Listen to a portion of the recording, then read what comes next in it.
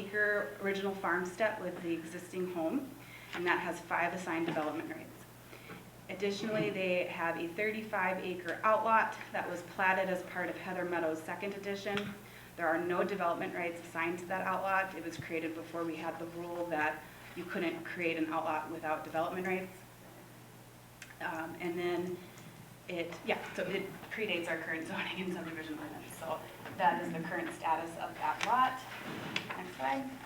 And then for the OSMP plat, does allow for development rights to be doubled in exchange for a paved public street to serve the development with curb and gutter, as well as 50% of the gross acreage for the site, of which half of which must be upland, is then set aside as open space under a temporary conservation easement until municipal services are available to the area.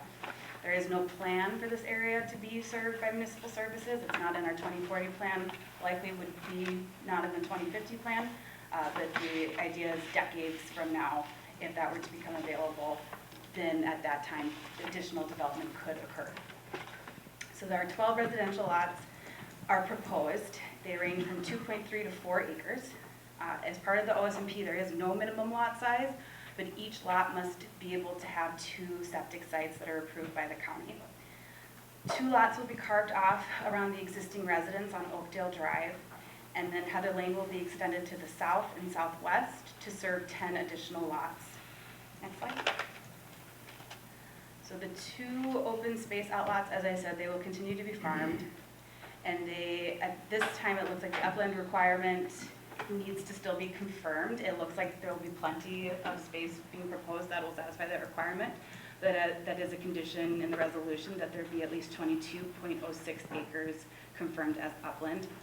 As far as ownership of the open space, our code allows for a couple different options, including the subdivider can retain ownership of the outlot, but then a restrictive covenant is required in that scenario.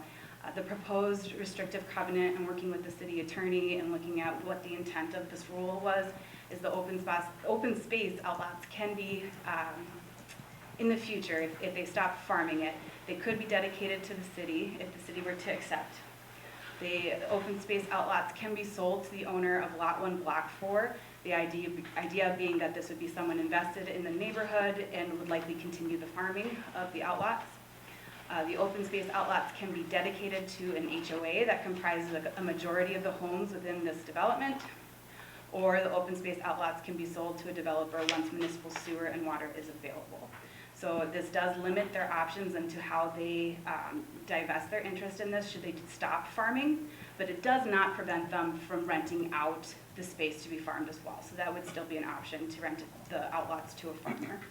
Next slide. May I ask a question about that? Yep. Could we ever restrict that option 4 and say if you do an OSNP, once MUSA comes, you cannot develop that piece? No, we can't, because my understanding is we're governed by the Metropolitan Council and we're not able to make it a permanent easement. It's a temporary easement. What if it's a conservation easement? So conservation easement would be different, but typically, what are your thoughts on that? Certainly an issue that can be raised again with the updated comprehensive plan, but for those that were involved in the last comprehensive plan update, the Met Council's land use policies don't allow us to what we used to do is exactly that. You may be remembering that we would say put this in a permanent conservation easement, and their rules say it's 1 in 10, and you can only go less dense if you're planning for future development, and therefore you can't put that conservation easement over the land. But in the PUD, we're doing conservation easements over the open space provisions, right? Is that because you're achieving the net density? But not permanent conservation easements. They're temporary conservation easements that only last until sewer and water. In OSMP, but I'm Right. talking about in the MUSA, in PUDs, when we changed to having the open space as a requirement of the PUD. Those are permanent, I believe, So correct? they're placed in outlets that would be governed by an HOA, so there's not a permanent conservation easement being applied. Oh, okay. It doesn't apply here, but it seems And we're like still meeting our density That's the key regulations. We're kind of screwing ourselves when this is farther down from MUSA, but if we do something like this that's close to the MUSA, and then 3 years later, MUSA comes out, we've just kicked ourselves in the teeth, and we have, basically, they can take what they used as a benefit for the community to have this open outlot, to be able to put more houses on it, and then MUSA comes out, and that, whatever we planned for, well, too bad, so sad, now we can just put houses in there, and, We have control over when that goes out, though. huh? We have control over when that goes out. To a certain degree. Yeah. But we couldn't just carve this out and say, oh, MUSA's gonna go, well, we're not gonna include outlot A, it's gonna go around outlot A, and Right. like there'd be a natural progression. Those OS&P standards were rolled back from 3-to-1 potentially, then now they're 2-to-1. I think we ought to look at that and maybe not make our development worse by trying to make it better, worse long-term by trying to make it better short-term. It can't apply here because it's under today's standards, but this is penalizing future Corcoran, even though we're trying to have present Corcoran be better. So, just to clarify, so you're thinking maybe like in a future update would be getting rid of some of that bonus? Yeah, because Gotcha. as the town develops, there's Then no it'll have the bonus, it doesn't bonus matter. area And then the area that. Yeah, oh, we're gonna extend Heather over here now and Yeah. put, we can, if I that's see what you're saying. 30 acres, then 150 homes can go there. Yeah. So we just gotta, I think we gotta relook at it, that MUSA's actually here now, and it wasn't here when that OS&P stuff was put in the code. Yep. Unfortunately, this one's pretty This is a long ways far away. away. So, Yeah, I'm not, and this isn't denigrating this project at all. It just came to mind, I'm Yeah. like, totally get you. yeah. Makes sense. Or see if there's a workaround.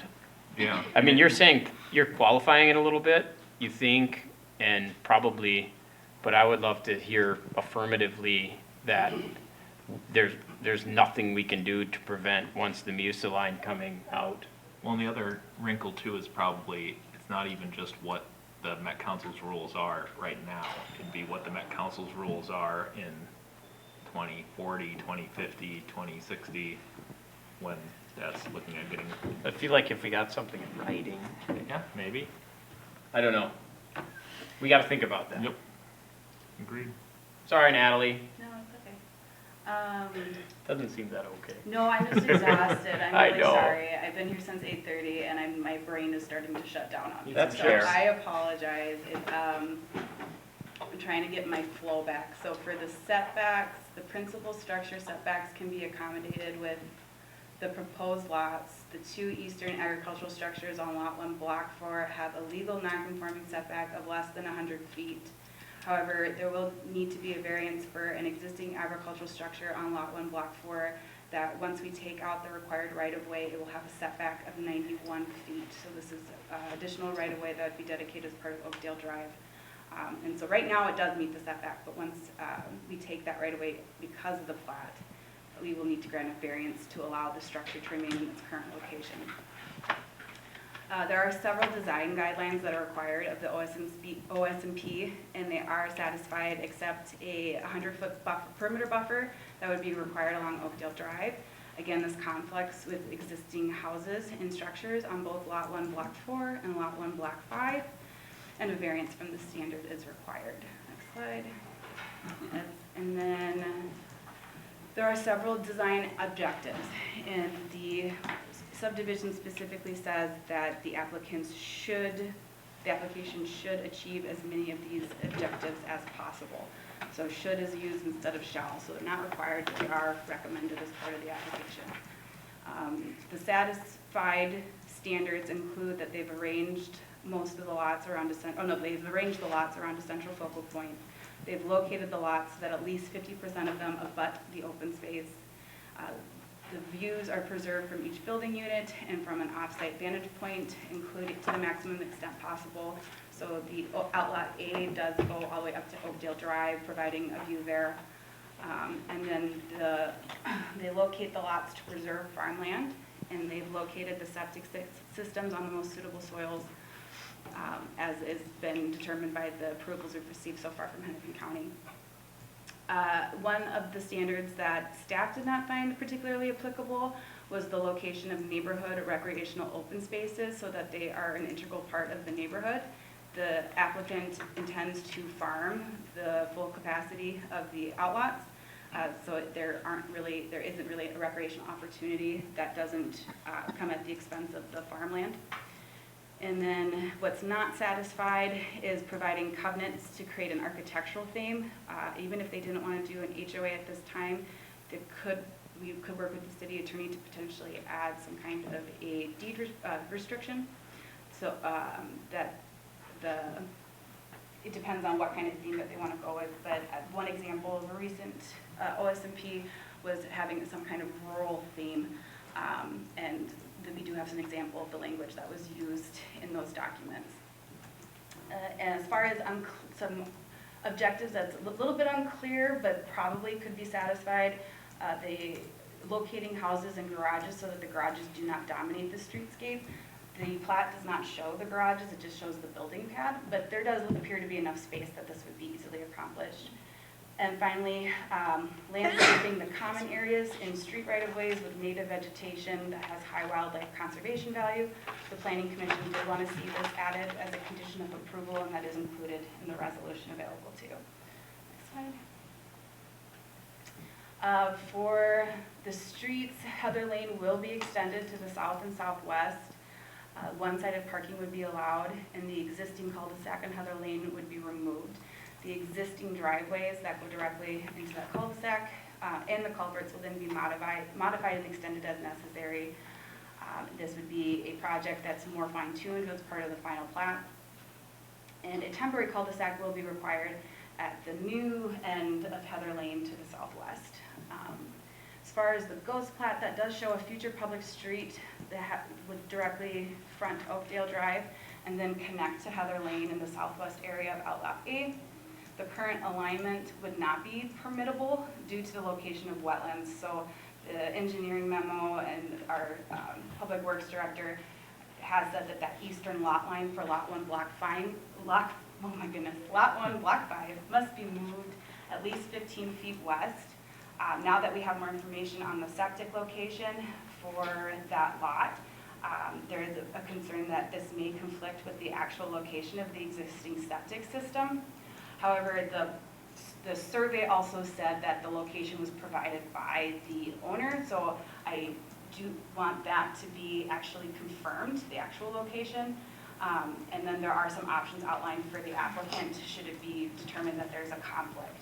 Because of the OSMP ordinance, if they want to have the septic site be off-site or request a deviation from our minimum lot standards, such as having 2 septic sites on site, we do have to do a PUD. The alternative to a PUD would be they need 2 new septic locations to serve this lot. Next slide. For the conditional use permit, Lot 1, Block 4 is proposed to have an accessory structure footprint of 7,428 square feet. One of these structures, less than 200 square feet, is exempt from it, so the CUP would grant a footprint of 7,236 square feet. You saw that. This is allowed on parcels less than 10 acres if they are adjacent to an actively farmed property under the same ownership. And staff did find that the standards of the CUP are satisfied. Some conditions of approval includes removal of 2 buildings as shown on the exhibit provided by the applicant. And then an additional condition is that should Outlot A no longer be farmed and or the accessory structures no longer be used for agricultural purposes only, there's some flexibility provided based on the by right footprint. But basically, at that time, the structures need to be removed that exceed the footprint for a 4-acre parcel. Next slide. Variance 1 is the perimeter buffer of 100 feet. The practical difficulty of the existing residences on the Oakdale adjacent lots appears to satisfy the standards to grant a variance. And a proposed condition of approval is to plant the buffer area as required where it will not conflict with the existing structures. Variance 2 is the exemption for all OS&P lots to front on an internal paved street. Again, the practical difficulty provided by the applicant's narrative is that the existing residences provide a unique situation that they're trying to retain. And so that appears to satisfy the standards to grant a variance, and the potential condition of approval that staff had suggested was to remove the west, if you look at the horseshoe-shaped driveway, there was some discussion in the Planning Commission report to remove that west access, but the applicant did explain wholeheartedly how they rely on that to be able to navigate, especially some of the bigger vehicles coming to the site, so that they're not having to back up onto Oakdale Drive. And so the Planning Commission did not recommend that as a condition of approval. Next slide. Variance 3 is for a 91-foot setback from the front setback for an agricultural structure. The practical difficulty again stems from the requirement to remove an existing and in-use agricultural structure that would otherwise comply with the setback if not for the city's right-of-way requirement for the new plat. And then the proposed condition of approval is to plant the buffer area as required where it will not conflict with the structure. Next slide. So Planning Commission and staff recommend approval of the preliminary plat resolution, Resolution 2024-50. Resolution 2024-51 approves the conditional use permit. And then Resolution 2024-52 approves the variances. And the applicant is with us tonight for additional questions. Thank you. Who's the applicant? Right in front? Oh, okay. Because you were here a long time ago too, right?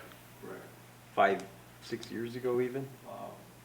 No. The concept plan was in 2022 when we looked at this, yeah. 2 years ago. Oh, okay. I thought someone was here way earlier than that.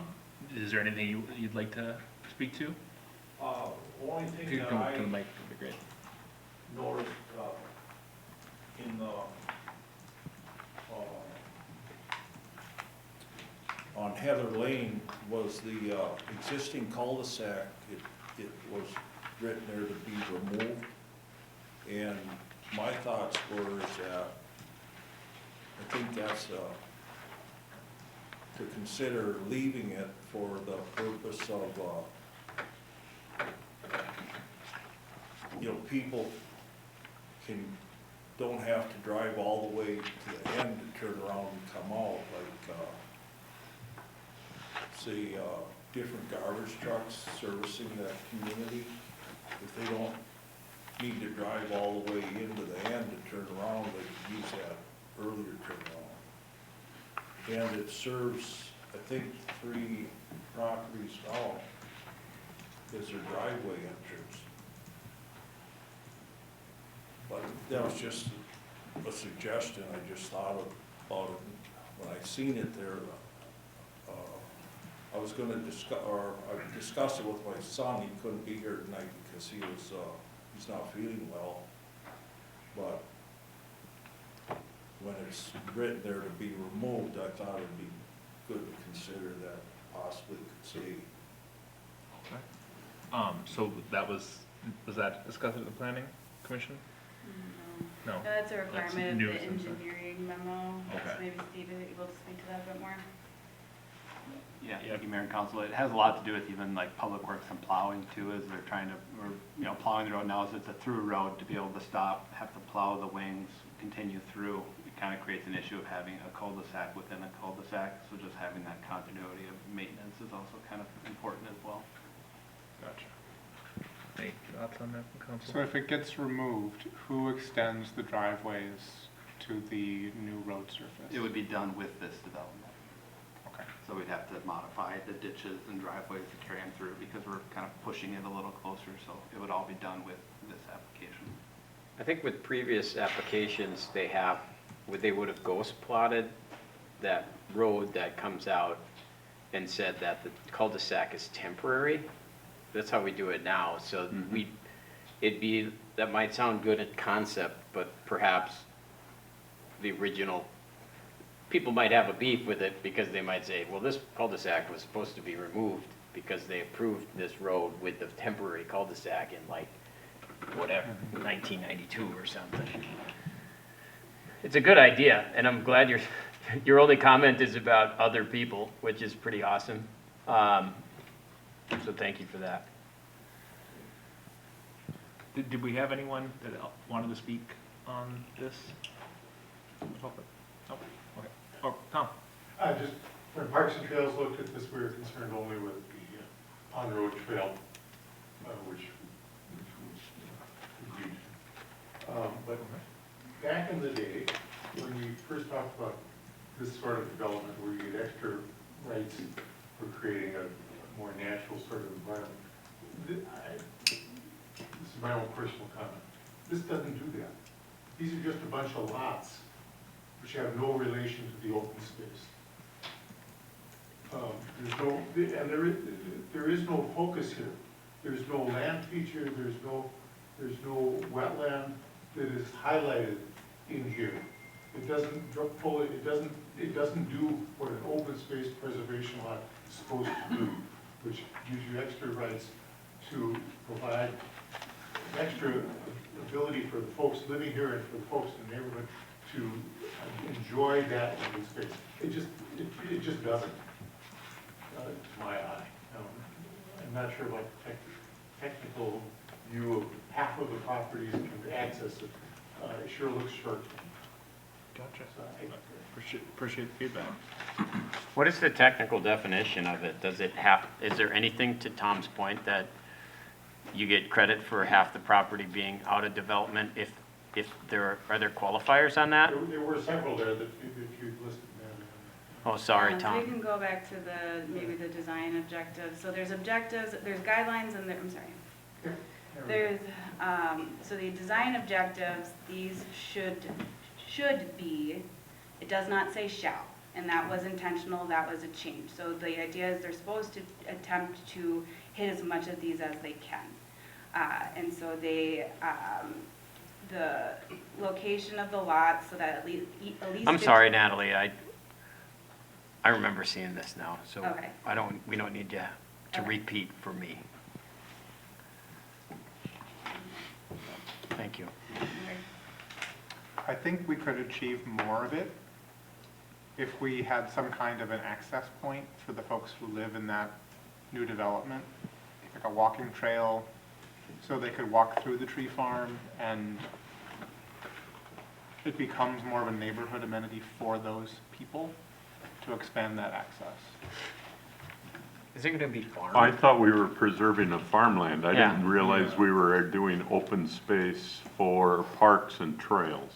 Well, it says tree farm on page It's 12. tree farm and farming is what's going on out There's there. a few different farm types, farming that's occurring, including the tree farm, I think is one of the major uses, I could be wrong. But on the planning commission, they were saying that there were some other crops too. Correct me if I'm wrong. It sounded like there might have been a couple different farming things happening. Yeah, there's both tree farming and gas crops, which we ran out. The tree farming is expanding every year. We plant like an acre or 2 acres a year in trees, so we're slowly going from cash crop, like corn and beans, to the trees.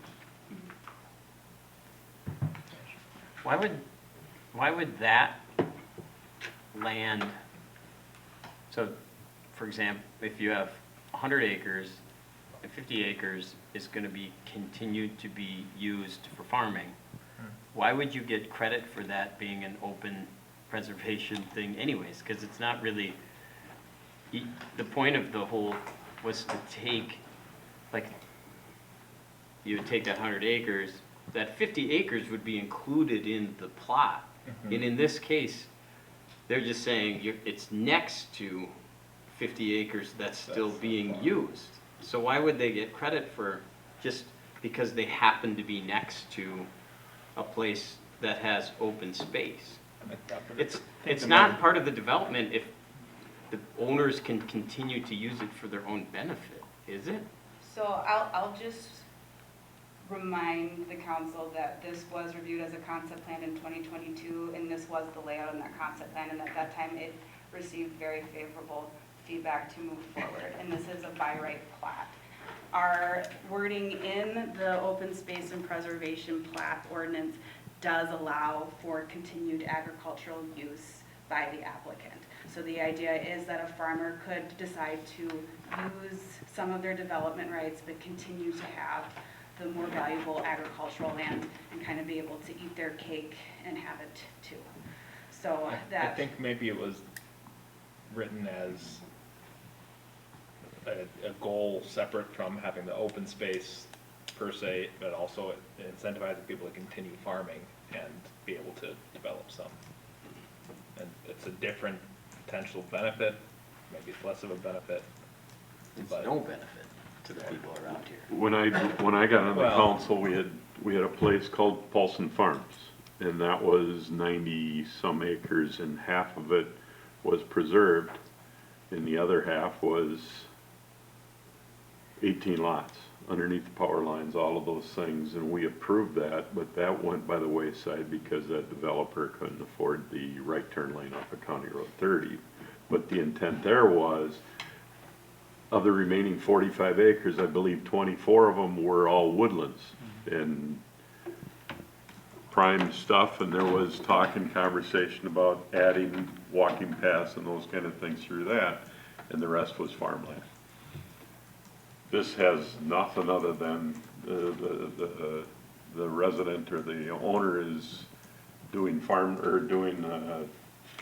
tree farms and those kind of things, and doing cash crops up until the point the tree farms overtake it, I assume, is what's happening. So I don't quite get, if we're preserving farmland, why would we give access then for walking paths and stuff through somebody else's property? Because it would be included in part of the development. Yeah, I know, You're getting credit for that, to put more houses on you get double the rights. So the exchange is, you get double the rights, double the amount of houses you can put on, but that has to stay empty of stuff, which, empty of stuff, not even and- farm, you mean? that's the exchange, is you have open space, which means there's nothing going on there.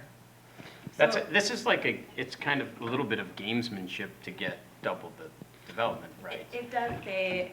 It doesn't mean I won't vote for it, but this is why I would say enough with the double of the development rights.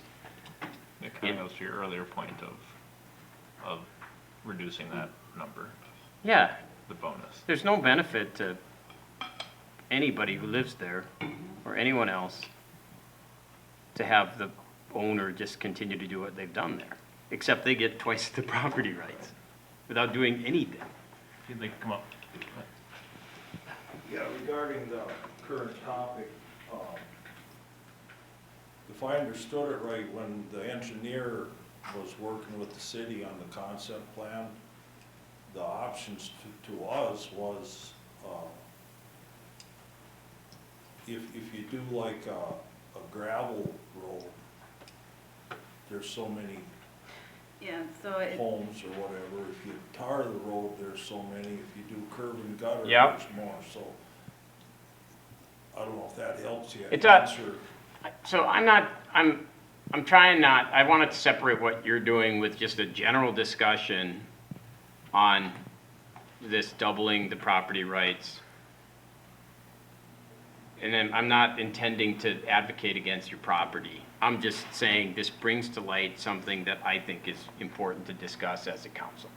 Yeah, and I just wanted to say that if you do a paved street with curb, for some reason you get more development lots. Yeah, yeah, So- that was the intent. You've done everything by intent. You've done everything by the letter. I don't know how I voted on this one, but I remember the conversation. You mean on the concept? Yeah. I think my recollection of that one at the time was, we saw benefit in the tree farm because it was like having a woodland that would progress over time. I thought I remembered there being an access component for the residents of the development, and that's how it was gonna satisfy that recreational piece of the standard. I think there's less benefit without that. I'm not sure how I feel about that. Can I make a motion to table this till our next council meeting so we can investigate how that I conversation was went? gonna suggest that, I'm just not sure what the deadline is on this one. August 1st. So, yes, you could. I'm gonna make a motion, we table this till our next meeting. So to the June 13th? We actually, anyway, we could table it to June 27th.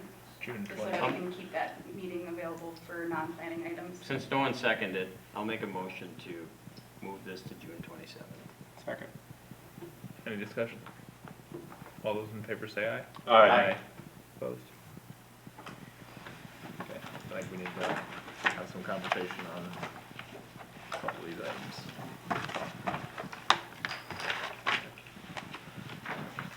And on to our remaining planning item 8E, which is Fairway Shores Villas.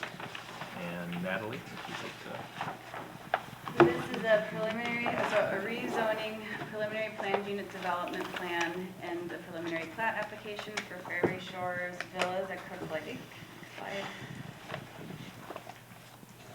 The applicant is Bergeron Development, and they are proposing 75 single-family residential lots and 5 outlots on the property directly east of 7600 Maple Hill Road, and it is west of Crook Lake. As part of the application, they do show an off-road trail that will be provided along the north boundary that then moves south to follow the wetland complex around Crook Lake, and that is in compliance with our 2040 Parks and Trails map. For the comprehensive plan amendment, this is needed because the pre-development density came back at 2.43 units an acre, and the estimated post-development density using the Met Council formula is 2.75 units an acre. So the current guiding for this property requires 3 to 5 units an acre, but the city adopted the conservation residential land use category with the Woodland Hills application in April, and that was approved by the Met Council to move forward with that land use category, and it does allow a density of 2 to 3 units per acre. So for this site, it does seem sense to have that change made here as well to allow reasonable development of the site, which is located within the Shoreland Overlay District, while catering to the supply and demand for a variety of lot sizes. This is a policy decision for the city, and there is a high level of discretion for the city council. Next slide. Assuming that we move forward with a comprehensive plan amendment, then a rezoning request would be next, and it would be rezoned from RSF2 to a PUD. And then again, the staff report outlines the different reasoning that why this is supported for this request. Again, this is a policy choice where the city has a high degree of discretion. Forget the planning commission feedback, that is an old line, I apologize. Next slide. For the preliminary PUD plan, this is basically what sets the standards for the PUD district. There are several requirements and standards that the application must meet, including the open space requirement. Because they are requesting a 55-foot minimum lot width, they do have a 12% standard for open space. Their plan currently shows about 10.6% as proposed. However, they also have wetland buffer widths that are almost double in some areas what is required. And if those widths are reduced to the minimum standards, then this would likely reach the 12%, if not exceed the 12% open space requirement. Additionally, the proposed trail takes a less direct path and adds about a quarter acre to the trail corridor than what the city has proposed on our 2040 trails map. So the council has to decide, do we want to see the buffer widths reduced to the minimum extent possible in exchange for more open space? The Planning Commission preferred to have the enhanced buffers, particularly along Cook Lake, and still have that count towards the open space requirement. Next slide. For the preliminary PUD plan, they are requesting some flexibilities from the RSF3 standards, which is what gets used since this is the district that's most similar to what they're proposing. Instead of a minimum lot area of 7,500 square feet, they're requesting 6,875 square feet. The minimum lot width would be 55 feet instead of 65 feet. They are proposing an increased setback 25 feet, where 20 feet would otherwise be required. A flat 7.5-foot setback instead of having the setback vary between the living and garage side of the house. And then a 25-foot rear setback instead of 35 feet. Additionally, because they're in the shoreland overlay, there's additional standards that they need flexibility from. The shoreland overlay requires 125 feet for the minimum lot width, but again, the smallest lot width they're requesting is 55 feet.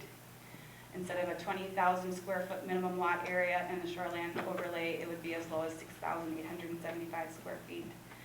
And then they are requesting as high as 45% for the impervious surface limit, where the overlay has the limit of 25%. This would only be that significant on the smallest lots. It's not every lot where they'd be hitting that 45. And then if you consider the impervious surface limit for the development overall, they are closer to the 25 than they are to the 45. They are requesting for some flexibility in the percentage mix for the materials on front elevations. They are proposing hardy board or smart siding, and they would like to use that up to 85%. They actually think that will allow them to have more variety in the terms of some people will have less stone, some people will have more, and it'll provide more variety in how the facade looks. The garages, they're requesting to be able to have them comprise up to 65% of the viewable ground floor street-facing linear building frontage instead of 55%. They are requesting this flexibility on only 13 lots, up to 13 lots is how they proposed it. And it's specific to 2 areas, Block 5 as well along the north end of the development, and lots that have a width of 60 to 75 feet would be the only ones eligible for that request. So the thinking there is partly inspired by the Planning Commission discussion, an attempt to get more backyard space for these houses from the trail. So the idea being if they can make the structure a bit, we'll let the applicant decide over, but if they can have more flexibility in the structure in the front, then they're able to make them have the depth reduced so that there's more rear yard space for the residents from the golf course. Next slide. So for the proposed PUD public benefits, this application was reviewed concept level after we passed the PUD public benefits policy. So we are reviewing it against that policy. This is the first application. And they are proposing that natural resources and features be retained. The property has a high-quality maple basswood community identified on the city's natural resources map, and it goes into the middle of the site around a wetland lobe and then follows Cook Lake. The applicant is proposing 50% of the significant healthy trees on the site to be preserved, and most of them are located within this specific community. They are using the Northeast District plans for use of the Northeast District plan preferred tree list for their landscaping. They are proposing higher architectural standards. They've submitted 6 example elevations where 5 are required for the application. The James Hardy or LP Smart siding that they're intending to use will allow for 20 plus pre-finished colors. And then the proposed different styles of the building material will allow for a variety of home designs in the neighborhood. And then the lot size variety was a big one when this was discussed with the city council at the concept level. 48% of the lots will have a lot width of 75 feet. 72% of the lots exceed an area of 7,500 square feet. And nearly a quarter of the lots exceed an area of 11,000 square feet. Next slide. They are also proposing a larger tree size to be used at the time of planting. Our policy states that To qualify for the standard, they need to use 4-inch minimum to receive the benefit, but a local expert submitted comments that explain this is not something accessible in the Minnesota market, nor is it best practice for long-term health of transplanted trees. At most, they would say 3 feet minimum, the 3 feet at the time of planting would be in line with best practices. So, 3 inches. Yeah. 3 inches. Inches. I apologize. You're okay, it's getting late. I prefer 3 foot. No, I'm just I'd like to see that tree mover. Tom, you got one of those? I do not. Right, I apologize. that's all right. So in an effort to still try to meet this standard, the applicant is proposing to use 3 inches size at the time of planting for their shade trees, where 2.5 inch is what is required by our code, so it still exceeds it. And then he also said that where he can source something that's larger than 3 inches, he will. So what's written in the resolution would be a 3-inch standard that we would hold him to. Additionally, there was significant collaboration with the adjoining landowners, specifically Chastic Family Farm to the west, which is an application that is on our June 27th agenda. They had to coordinate stormwater management along their shared boundary, as well as identify the trail connection and the road connection, particularly in the north part of the site, so that there is flow between the two developments. As well, they are proposing a significant monument entrance. Our policy currently says that monument entrances can count towards the visual termini benefit.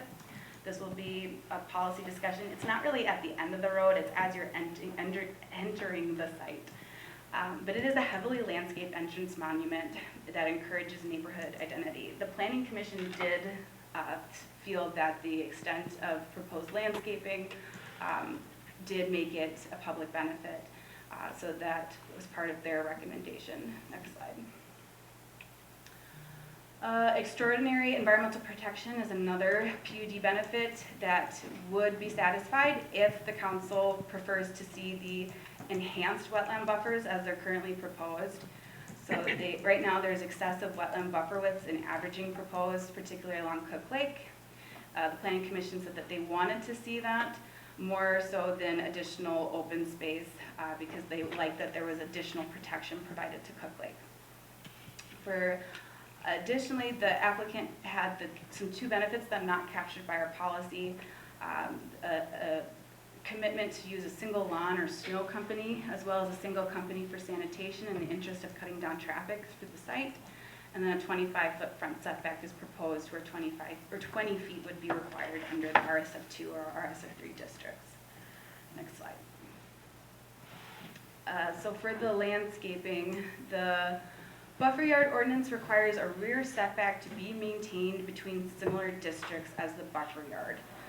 RSF3 typically has a 30-foot rear setback. However, this is surrounded by Bass Lake Crossing and Chastic to the east. And Bass Lake Crossing has a 25-foot rear setback, and Chastic was requesting a 20 to 25-foot rear setback. Believe that is something that they were moving towards, at least on some lots, was a 25-foot rear setback. So what the question is for the council is which setback should apply. Is it a 30-foot rear setback or a 25-foot rear setback that needs to be maintained along the boundary of the site? The PUD approvals handle the setback in this area as a requirement instead of a separate conservation easement, since no plantings are required in this area. So that's how it's currently drafted. And then for the preliminary plat, if all of these other components are approved, then the preliminary plat does comply with the applicable ordinances and requirements in order to move forward with the plat. Next slide. So Planning Commission and staff recommend approval of the resolution approving the comprehensive plan amendment, the ordinance rezoning to a PUD that does require a 4/5 majority vote. The summary ordinance for publication also requires a 4/5 majority vote. The resolution approving findings of fact in support of the rezoning, a resolution approving the preliminary PUD development plan, and then the resolution approving the preliminary plat. The meat of this approval in terms of where we'd be looking for adjusting standards and benefits would be within the PUD development plan resolution. Okay, thank you very much. Is there anyone from the public that wanted to speak on this? Come on up.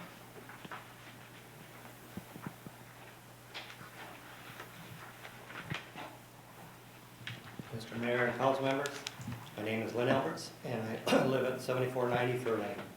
Thank you for allowing me to speak tonight.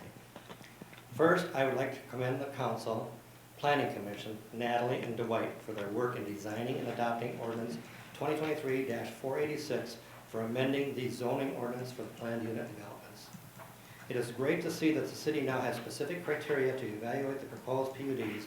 These standards address protection for the natural areas along with the tree preservation. It also requires a certain percentage of the PUD to remain open space within the development. One thing I think that is exceptional with this PUD proposal is that it will allow 2.75 acres or units per acre under the new conservation residential category. This will protect one of the few environmental lakes in Corcoran, and now the entire scenic west side of Cook Lake will be protected, including the 8 acres of the parkland that was approved by the city.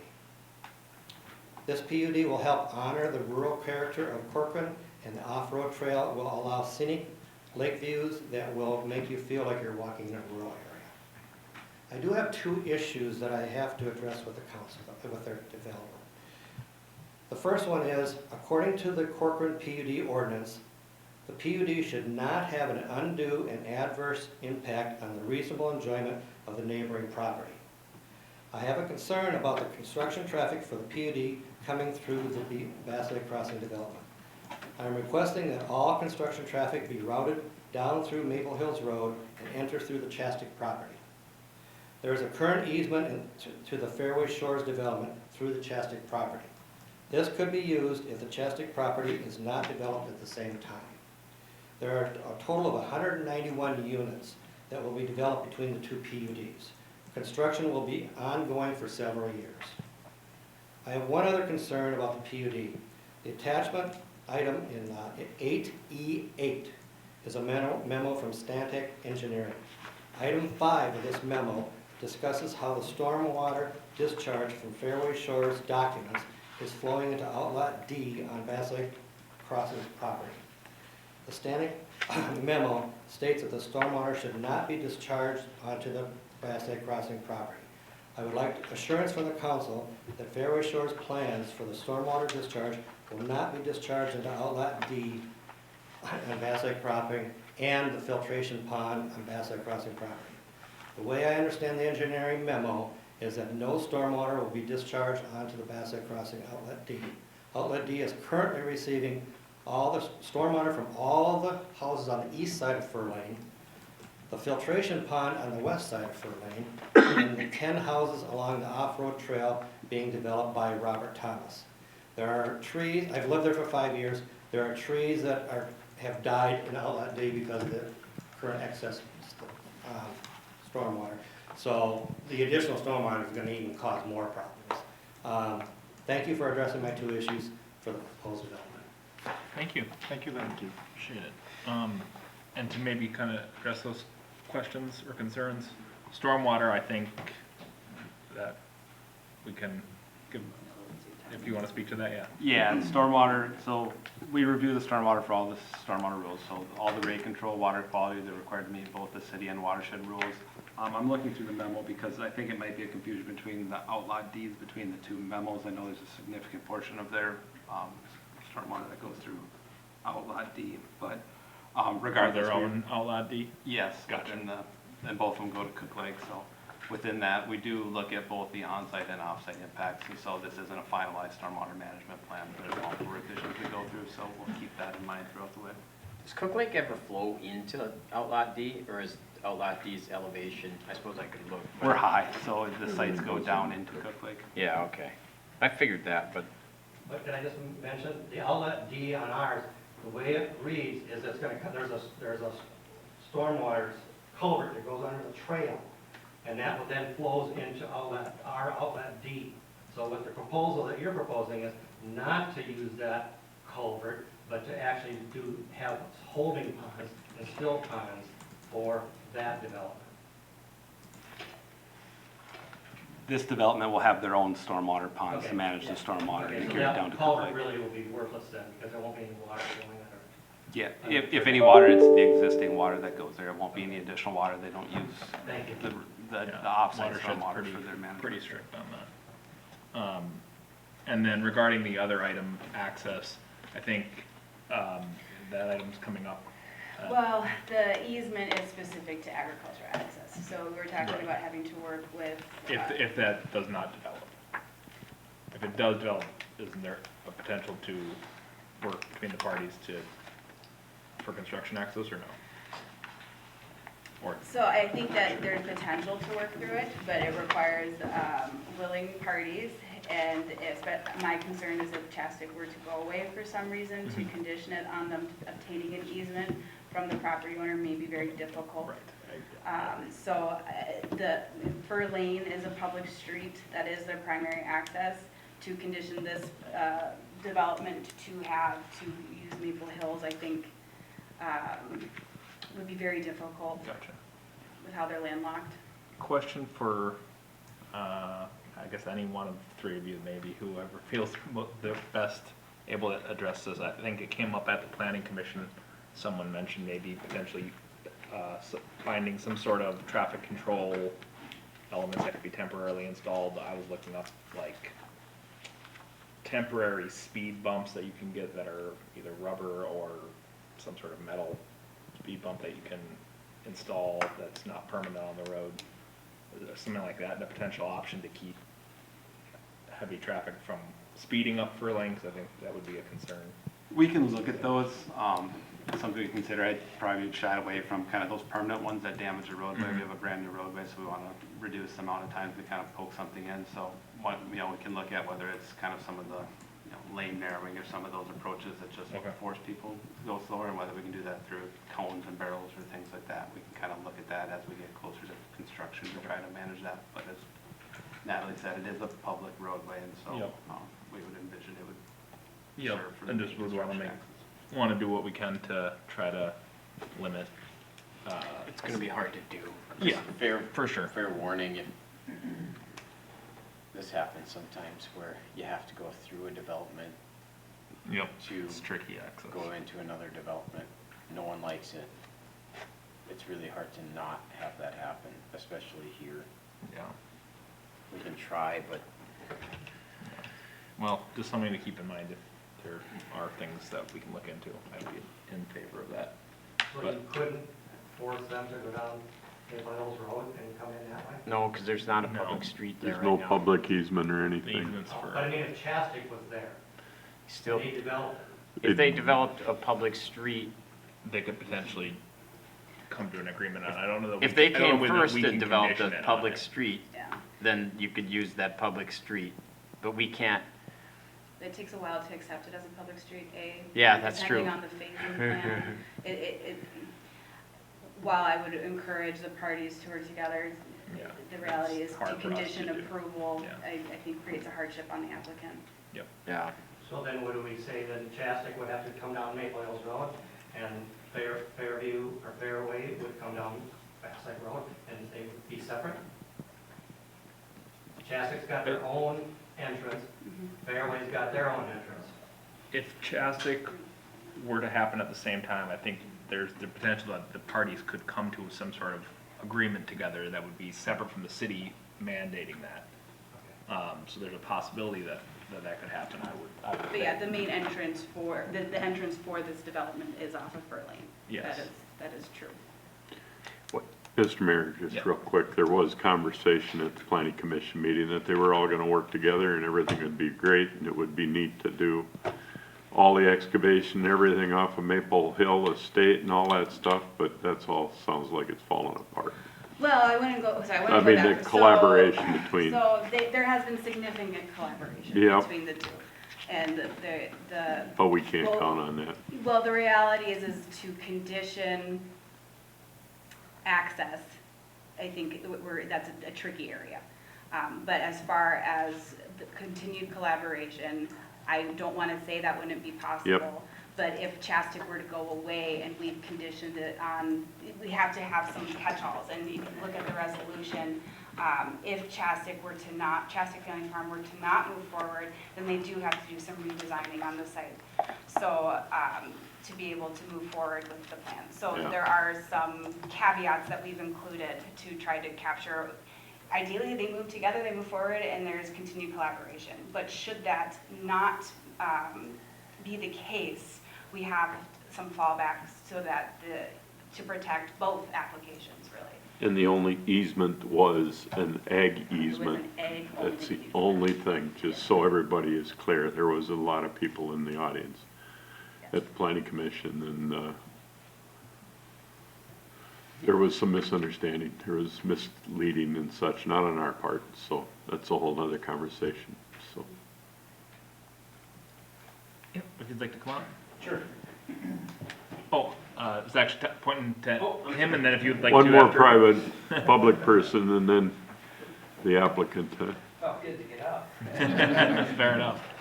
Matt We do Summers, this we do this every other week. I wish I could run around here. Matt Summers, 7485 Fur Lane. Thank you. And our main concern, and I've worked with Mr. Bertrand here, we went to his open house, I've talked to him on the phone, all in favor of what he's doing over there. It's gonna be a great improvement to our, it's gonna help our areas. Our biggest concern on Fur Lane, and I'm also the president of the Bass Lake, our association there for Cross Lake, or whatever we live in, Bass Lake. It's been a long day myself. Getting late. Is when MI put the second layer down of the road, the pavement, it was poorly done. It was done late in the season, and the road's cracked. 2 years ago, they said they would seal it for us, and here we are 2 years later, 2 winters later, and they had never sealed it. So moisture is getting in those cracks, seeping in, and freezing, and we know what happens there. It starts causing potholes and stuff like that. And if we start getting this heavy machinery and a lot of traffic going up and down our road, it's going to deteriorate that road much faster than, its life expectancy will be much shorter than what it's supposed to be. So that's our main concern. Our road's going to be, not that we object to what's going to happen in building and everything, but what's going to happen, who's going to replace that road, who's going to repair that road? Because MI, I know they have that escrow out there, they haven't done their job yet, and they haven't fulfilled what they're supposed to do with that road. And they said, well, that's normal. We had the engineers out from Corcoran here, and they said that's normal. But the other part of our subdivision, it didn't crack. Only our section, because they laid it so late in the fall or early winter when it's already been freezing. And so that's our main concern, of what's going to happen to our road after all this building and construction goes on for the next, 6 months to a year. So, thank you. Thank you. Appreciate it. Like that, come on. Sure. Do you know the answer to that? I don't know. That road is gonna get ruined.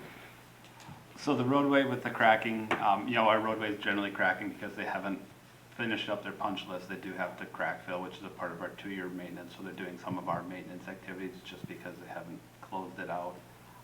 The roadways are designed to carry the construction or carry this level of traffic. They are public roadways built to a 10-ton standard, so they can handle the construction to a regular degree. It's taken care of responsibly, all the things that go alongside it, so. Do we know when that punch list is supposed to be completed on this phase? We are pressing them actively to try to get it completed. Let's stay on that, and if we need to motivate them more, let's motivate them more. Do we have the kind of drop dead date that we talked about for the phases last year on the other development? Is it too soon for that with them, given that it's newer development? I think it's a little different than the one we had talked about last fall, but yeah, we need to get it going, so we'll circle back with Kevin and the team. If we think we need to, we'll ask for some assistance. Maybe we have them finish after the project is done. And that's probably all that I- needs to be figured out. I know, just a suggestion. Go ahead, sorry. Kendra and Natalie, thank you, appreciate everything. Thanks for staying so late. Yeah, thanks for staying late, again. I guess I don't really have anything to add other than, the trails kind of came up, that leads along the golf course. I had a conversation with Derek from the golf course, and if we need to do anything with fencing, you know, he said that we could work off of their fence, but, thank you, Natalie. He still wanted the fence, if I Well, remember his yeah, I mean, conversation. Yeah, we just thought, it's a 6-foot fence, I've been out there quite a bit, you can see the elevation change. I mean, that fairway is down Yep, 20 it's, feet from the fence. golfed it many times, so. Yeah, right. I've So- got 3 balls over where your cul-de-sac is, just an air shot, so. We thought, you know, the concern is the trail going along the golf course, and it's a 6-foot fence. We wouldn't have to, it would basically be a fence remodel. We could go to a 10-foot fence, still, you know, put in some new posts, but get good protection along the trail. And Could you we're willing to possibly, do that. possibly add a nylon screen to it or slats, something that would be aesthetically pleasing to both sides? Slats are not. Yeah. I mean, Slats aren't, but a Yeah. nylon mesh or something to prevent So from going right through it. balls going through. I mean, that's a pretty well-directed ball if it goes through the Right. 2x2 Yeah. square, but. Yeah, my concern was more of, you know, if someone's on a bike or something and their head's above the 6-foot fence. That's, you know. Again, it's a very errant shot, but it is happening. Yeah, well, and I took some pretty good photos. There's a pretty good tree line for most of it. Yeah. You know, there's a few holes, but for the most of it, it's grown up quite a bit. Thanks for working with them. Yeah, And problem. the draft resolutions and ordinances, does that include anything with the fencing? No, so if we wanted to add a condition, we would need to add something if the ideas you'd like them to do. I don't know exactly what we just agreed on, I apologize. If you go back, to the Ten drawing quick, foot. that picture, I can help where the white line is right there. The first dash line, and then it goes into the walkway right at that corner. In my opinion, and being on that course and stuff, that would be a good spot to start a 10-foot fence. From the, kind of from the opening right here. Right, Over here to maybe just past here. The first Yeah. tee box to the property line where it says 970 right there is 206 yards. So just keep that in mind when we're thinking about how, you know, sounds like you've been right a few times too. I just looked it up. Oh, I have okay. a thing on my, wish I was so wizardly, and I have probably hit it into that property before. The forward tees, you're exact 206 yards. No, to the that. back tee. The very furthest tee box is 206 yards from that property line below 270. So I think if I don't know who's in charge of keeping balls on the golf course. I would think it would be them more than you, but that's just my opinion. Because you're legally liable if you hit a golf ball into a house out of bounds.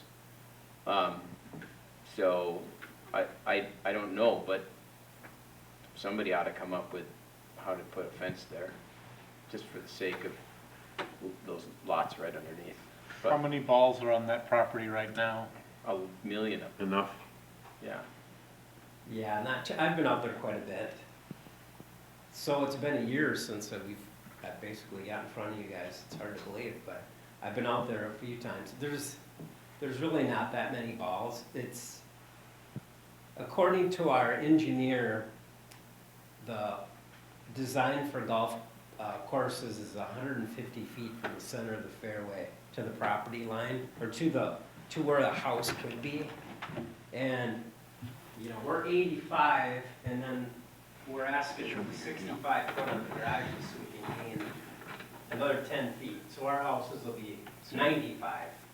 So Yeah, to hit the house. it seems like the standard is Well, you said the much back. closer. You said the back. And when I've been out there, I've not seen any balls anywhere near where the houses are gonna be. Oh, okay.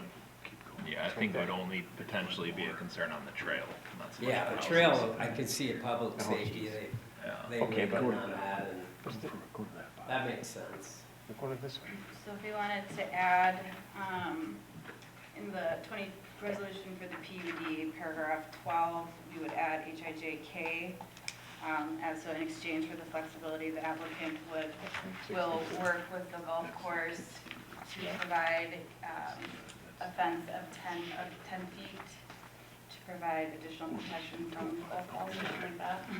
Yeah, does that work for everyone? I will make a motion to update that resolution to include that terminology. You have a second? I'll second it. Any further discussion? All those in favor say aye. Aye. Aye. Opposed?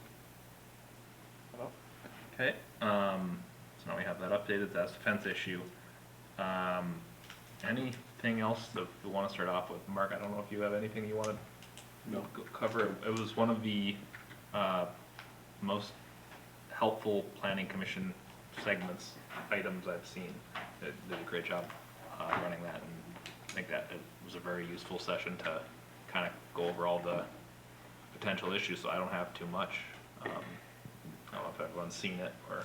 My only concern, and I raised this with Natalie and she addressed it, was not hitting the 12% open space. Mhm. But my primary goal is that we have open space created within the development as fulfilling the mission of the PUD. If we're categorizing some of it as wetland and feel like it's more valuable as wetland buffer, I'm okay with that, but I want people to know I asked the question. And if it had been under 12, I would vote no. But I'm okay treating it flexibly as buffer rather than a separate kind of open space. So Fair I have no. enough. It's a unique situation. It's a neat piece of When property. we only have 4 lakes, there's not gonna be We any have chances 4? for this to come up. We have two. I'd have to named go back ones. and look at, maybe I'm Jubert, thinking of wetlands. Cook. That's the only two I can think of. I know. Either way, yeah, it's a pretty rare thing, and I think it's important Just to preserve that. as much as Something that's possible. kind of got me a little bit confused. Can you back up to the drawing with the trail in quick? Whoop, right there. The trail goes down into the red. Is that a buffer? Yeah, so they will, in those areas, the buffer will be reduced and that would become open space. So they are gonna have to get the trail out of the buffer that is The required. trail is gonna be Yeah, up the hill a little bit, is what's gonna go on. yeah. So Okay. that is a condition of approval, so that, That's in the draft. that'll be Yep, something okay. that we work on. Perfect. I'm seeing Scott and Marin lakes as well. Keep going Oh, yeah. Mhm.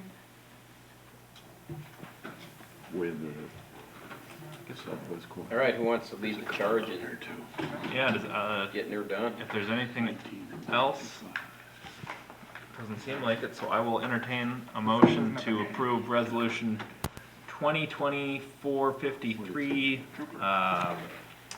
adopt ordinance 2024-522, approve summary or adopt summary ordinance 2024-523, approve resolution 2024-53, findings of fact 2024-55, with, or approving the preliminary PUD plan, and 2024-56, approving the preliminary plat. So moved. Second. Any further discussion? All those in favor say aye. Aye. Natalie's happy. What can, Thank you very much. never mind. I was just gonna ask what, not much we can do if the Chastic property doesn't come through. I think the To do time will have to anything tell with- on that one. Yep, Yeah. okay, Yeah, we'll see how that goes in June. yep, just keep that in mind. They should start threatening us. That will help. Yeah, Okay. that's a whole nother conversation. Like for another time. It's the art of the deal. Okay. On to, we had an added item, 9A. Thank you, guys. Yeah, thank you. Appreciate you guys staying so late. Thank you. Thanks for working together. It's really Yeah, awesome we to appreciate hear. it. Have a good one. We have a public comment opportunity if there's anyone interested for 9A. Looks good. So we will go right into it. It's Jay, if you'd like to. So Mayor and Council, you gave me permission to go ahead to recruit and pursue hiring an Assistant City Administrator. We had 13 quality applicants. We're narrowing down the field.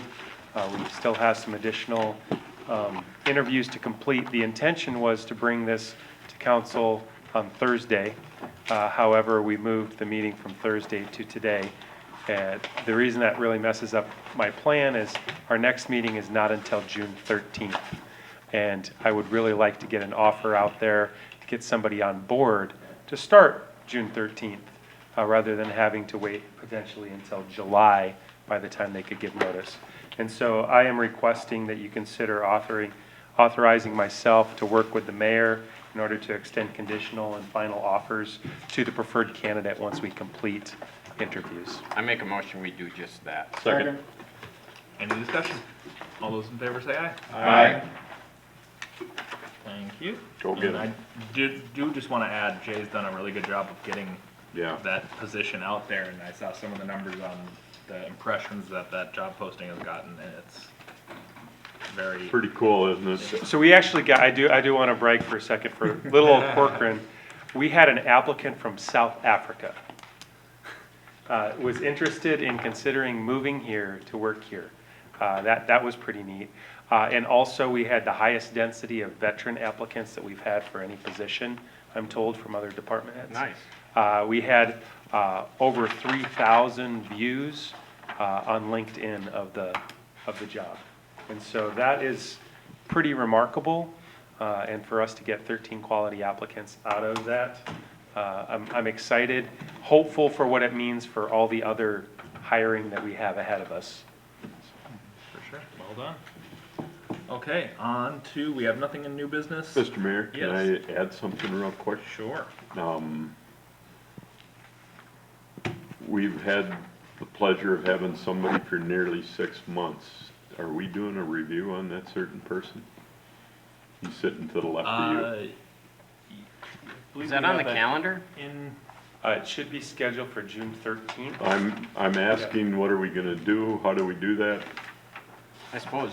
Yeah, it's a good call, though that is it's on the agenda for, well, no. It's not on there yet, but I would propose that would be the time frame that would put right at the 6-month mark. I'll be Yeah, on that night.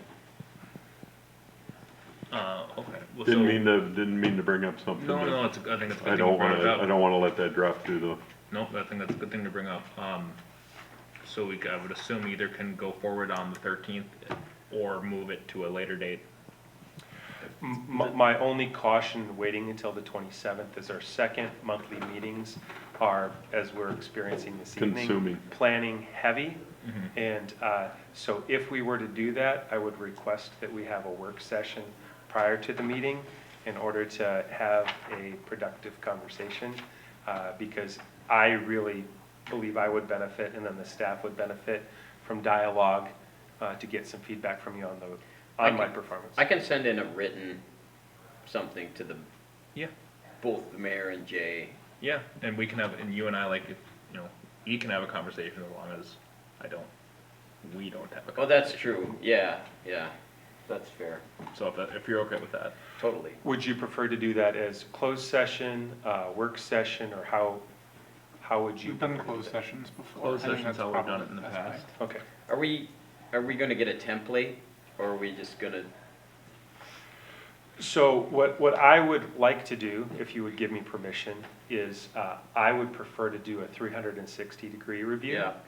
yeah, That's, I think it would be helpful to you. I think it would be extremely helpful to me. I also would like to hear the feedback from our staff. I think that would be most productive. My recommendation would be that I go with feedback from 3 employees per department. The department head, they go with a supervisor, and then another non-supervisory employee, so we don't have too much feedback. That sounds fantastic. But we hear it from every department. Yeah, I think that sounds great. Thanks for bringing that up. do we need to make a motion I about don't that? think so. I think we can do it by just consensus. Okay. Okay, I'll take that feedback and be ready to get that in place to execute on the 13th. Perfect. All right. Thank you. Thanks for letting me do that, guys. Of course, thanks for bringing it up. On to 11B, because 11A was removed, so cropland weed control maintenance.